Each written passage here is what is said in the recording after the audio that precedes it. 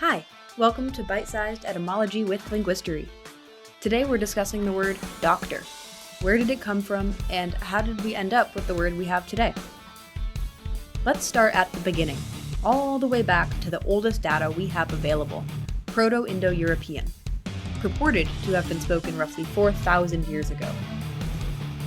This proto-language is the oldest known ancestor of English, and a lot of other languages, like German, Irish, Spanish, Greek, Russian, Persian, among others. Linguists have reconstructed the Proto-Indo-European dek, which means to take or accept. This was done by essentially tracing back the linguistic descendants and analyzing the different changes in the languages over time. By backtracking this way, they were able to reconstruct a likely picture of what the language could have looked like, though no written forms of the language or dialect continuum are extant or are as yet undiscovered. Fast forwarding all the way to the year 753 BC, we find ourselves in one of the many settlements in ancient Italy, Latium. This particular settlement is nestled at the base of Palatine Hill, which may sound familiar to some. Surrounding us are people who number only a few thousand, whose influence and power are lamentable. Their neighbors northward, called the Etruscans, were a far greater number and might. This small but noble people, nestled by the hillside, called themselves the Romans, after their first emperor, Romulus, whose existence is refuted. A brief summary of the story of Romulus is thus. Romulus and his brother Remus were twins, born to a human mother and a deific father, the god of war, Mars. Their mother, Rhea Silvia, was forced to serve among the Vestal Virgins by her uncle, the king of Alba Longa, so that she would not be able to bear a child to continue her father's lineage. Because of this, the twins were born already condemned to death. They were sent in a basket down the Tiber River, destined to die of exposure. Washed up on the shore later down the river, they are found by a she-wolf, or lupa. This is also a slang term for prostitute at the time, but for origin story's sake, we'll imagine a she-wolf. This she-wolf suckled the twins until a shepherd's family found them and took them in. Now adults, the brothers overthrew the king who condemned them to death and set out to build their own cities. Remus was killed by Romulus during a dispute over the settled land. Romulus founded his city along the coast of the Tiber, at Palatine Hill, and reigned over the city of Rome for over 30 years. The language of the people of Rome developed then into Classical Latin, the language of Cicero, Caesar, and Virgil. The Classical Latin iteration of our Proto-Indo-European term, dek, which meant to take or accept, came about first in the verb decere, meaning to be seemly or fitting, which was then changed into docere, meaning to show, to teach, or to cause to know. This version of the verb is where we derive the noun we use today.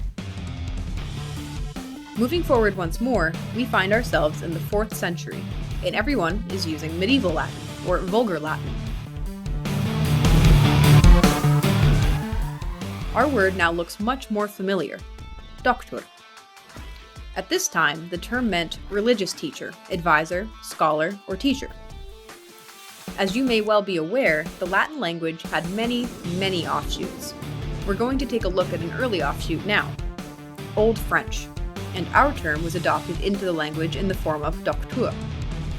It was also around the late 1500s that the term began to encapsulate the sense of the holder of the highest university degree, or studied something so extensively that they are able to teach the subject. This meaning is what we associate with the academic term doctor today. You might be wondering why we haven't discussed the medical profession yet. Worry not.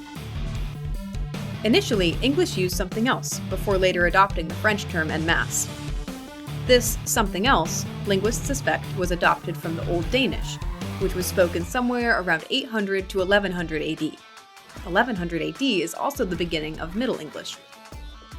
This Old Danish term was lake. The term was also subject to verbification, and there is record of the Old English verb lækningen, meaning to cure or to heal, circa the 1200s. Before this fancy French version, doctor, English used the term leech. Weird, you might be thinking. Gross, perhaps. But the connection between bloodletting and the medicinal uses of leeches are pretty self-evident.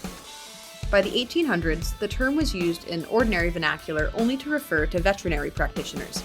and this sense survives in some dialects, such as the following terms: bullock leech, cow leech, horse leech, etc. Let's take a look at the records we have of the usage of this old term. O leches heo hade is spended mucho del ihre god. On doctors she had spent much of her wealth. God that is ora lues leche. God that is our lives' doctor. The kunge delured him leches to cure their wounds. The king delivered them doctors to tend to their wounds. My heart's delight, my sorrow's leche, mine earthly goddess here. My heart's delight, my sorrow's healer, my earthly God is here. Al stern of speech as he had been an emeritunar or leche. As stern of speech as if he were a medicine man or leech. A learned leech with some new drug. Grudging the leech his growing bill. Well, this is a reminder to go to your local leech at least once a year for a checkup. Well, that's all for today. I hope you enjoyed this episode. Until next time on Linguistory.